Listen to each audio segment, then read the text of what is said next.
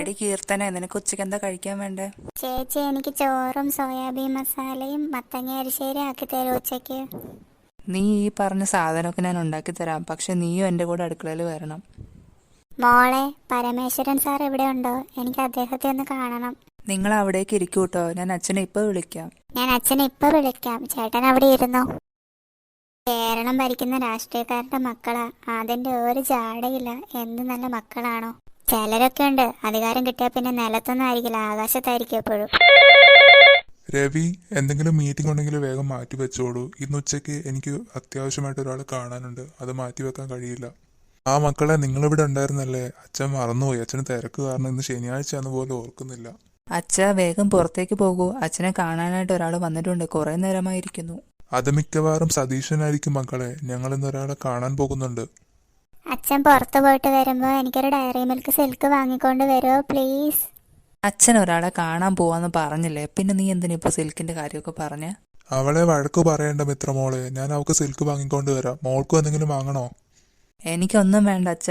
അച്ഛൻ രാത്രി ആവുന്നതിന് മുമ്പ് ഇവിടെ എത്തിയാൽ മതി. ഞങ്ങൾ രണ്ടുപേരും ഇവിടെ ഒറ്റയ്ക്കല്ലേ. അച്ഛൻ വരാൻ ചിലപ്പോൾ വൈകും. മക്കള് വിഷമിക്കണ്ട, ഇവിടെ പോലീസ് സെക്യൂരിറ്റി ഒക്കെ ഉണ്ടല്ലോ, ഒന്നും പേടിക്കണ്ട. അച്ഛാ ബായ്. ഇനി എന്റെ കൂടെ അടുക്കളയിലേക്ക് വാ, നമുക്ക് കറിയാക്കണ്ടേ. ആഹാ, സതീശൻ നേരത്തെ വന്നല്ലോ. കുറെ നേരം എത്തിയിട്ട്. ഒരു 15 മിനിറ്റായി കാണും സാറേ. സാറിന്റെ മക്കളെ ഇവിടെ ഇരിക്കാൻ പറഞ്ഞു. നല്ല മക്കളാ. രാജു, രാജു, കാറ് തിരിച്ചിട്, നമുക്കിപ്പോ പോണം.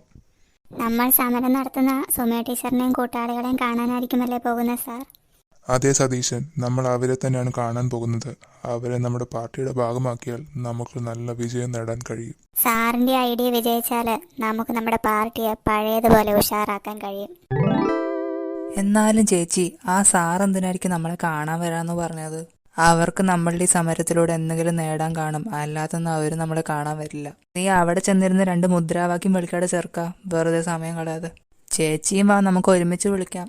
സമരം ചെയ്യും, സമരം ചെയ്യും, നീതി കിട്ടുന്നത് വരെ സമരം ചെയ്യും, സമരം ചെയ്യും, സമരം ചെയ്യും, നീതി കിട്ടുന്നത് വരെ സമരം ചെയ്യും, സമരം ചെയ്യും, സമരം ചെയ്യും, നീതി കിട്ടുന്നത് വരെ സമരം ചെയ്യും. നമസ്കാരം, ഞാൻ സതീശൻ, പരമേശ്വരൻ സാറിന്റെ സെക്രട്ടറിയാ. സാറിന് സുമ ടീച്ചറിനെ ഒന്ന് കാണണം. അങ്ങോട്ടേക്കൊന്ന് വരൂ, വേഗം വരൂ. സാറിന് നല്ല തിരക്കുള്ളതാ. എന്നെ എന്തിനാ പരമേശ്വരൻ സാറിന് കാണുന്നത്? എനിക്ക് പരമേശ്വരൻ സാറിനൊന്നും അറിയില്ല. ടീച്ചർ ഒന്ന് ചെന്ന് കാണ്. വലിയ വലിയ ആൾക്കാരല്ലേ നമ്മളെ കാണാൻ വേണ്ടിയിട്ട് വരുമ്പം പോവാതിരിക്കുന്നത് മോശമല്ലേ? ഇത് ടീച്ചർക്ക് കിട്ടിയ ഗോൾഡൻ ചാൻസാ, വെറുതെ കളയല്ലേ. നമസ്കാരം സാർ. സാറിനെന്നെ കാണണമെന്ന് പറഞ്ഞിരുന്നു, അതാണ് വന്നത്. സൗമ്യ ടീച്ചറല്ലേ? ടീച്ചറിന്റെ സമരമൊക്കെ ഞാൻ ടിവിയിൽ കണ്ടിരുന്നു. ടീച്ചർക്ക് ബുദ്ധിമുട്ടില്ലെങ്കിൽ നമുക്ക് അങ്ങോട്ട് മാറി നിന്ന് സംസാരിക്കാം. സാറ് കാര്യം എന്താണെന്ന് പറഞ്ഞില്ലല്ലോ. ടീച്ചറുടെ ഈ സമരം ഒതുങ്ങി പോവേണ്ടതല്ല.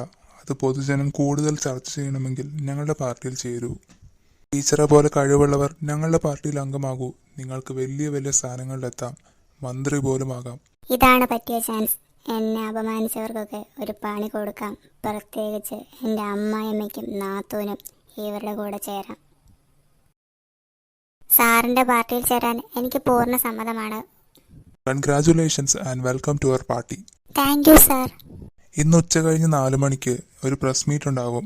അവിടെ വെച്ചായിരിക്കും സുമയ ടീച്ചറിനെ ഞങ്ങൾ ഇൻട്രൊഡ്യൂസ് ചെയ്യുന്നത്. സുമയ ടീച്ചർ നിർബന്ധമായും വരണം. Okay sir. എടോ, വണ്ടി എടുക്ക്, പാർട്ടി ഓഫീസിലേക്ക്.